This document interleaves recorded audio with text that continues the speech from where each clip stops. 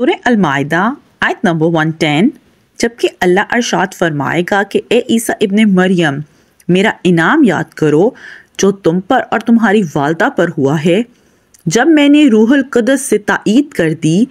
तुम लोगों से कलाम करते थे, गोद में भी और बड़ी उम्र में भी, और जबकि तुमको किताब और हिकमत की बातें और तौरात और अंजील की तालीम दी, और जबकि तुम मेरे हुक्म से गाड़े से एक शक्ल बनाते थे जैसे परिंदे की शक्ल होती है, फिर तुम इसके अंदर फूंक मार देते थे जिससे वो परिंदा बन जाता था मेरे हुक्म से, और तुम अच्छा कर देते थे मादरजात अंधे को और कोढ़ी को मेरे हुक्म से, और जबकि तुम मुर्दों को निकाल कर खड़ा कर लेते थे मेरे हुक्म से, और जबकि मैंने बनी इसराइल को तुमसे बाज रखा जब तुम उनके पास दलीलें लेकर आए थे। फिर उनमें से जो काफिर थे उन्होंने कहा था कि ये खुले जादू के सिवा कुछ भी नहीं।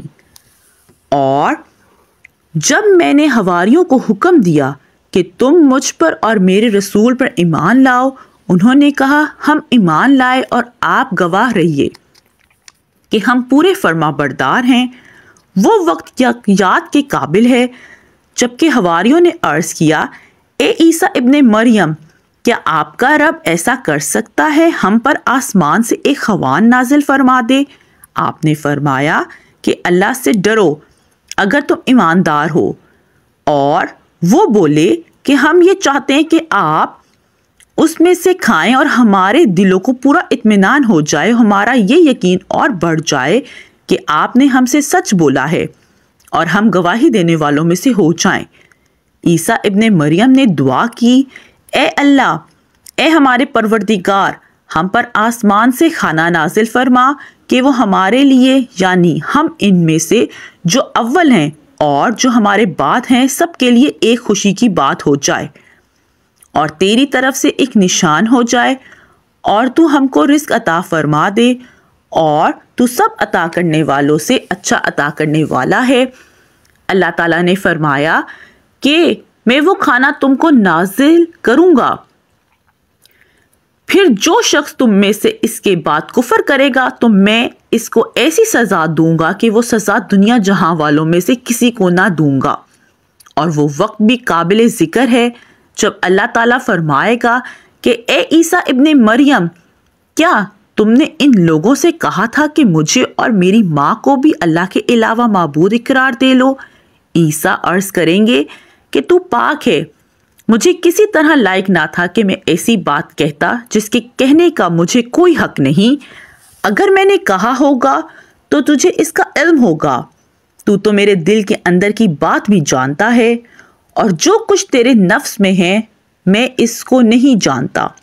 तमाम गैबों को जानने वाला तो तू ही है। मैंने तो उनसे कहा, कुछ नहीं कहा मगर सिर्फ वही जो तूने मुझे हुक्म दिया कि तुम अल्लाह ताला की बंदगी इख्तियार करो, जो मेरा भी रब है और तुम्हारा भी रब है। मैं उन पर गवाह रहा जब तक कि उनमें से रहा, फिर जब तूने मुझे उठा लिया तो तू ही इन पर निगरान था, और तू हर चीज़ की पूरी खबर रखता है। अगर तू उनको सज़ा दे तो तेरी बंदे हैं, और अगर तू इनको माफ़ फरमा दे तो तू ज़बरदस्त और हिकमत वाला है। अल्लाह अरशाद फरमाएगा कि ये वो दिन है जो लोग सच्चे थे उनका सच्चा होना और उनके काम आएगा। उनको ऐसे बाग मिलेंगे जिनके नीचे नहरें जारी होंगी, जिनमें से वो हमेशा हमेशा रहेंगे। अल्लाह उनसे राज़ी और खुश, और अल्लाह से वो राज़ी और खुश हैं। ये बहुत बड़ी कामयाबी है।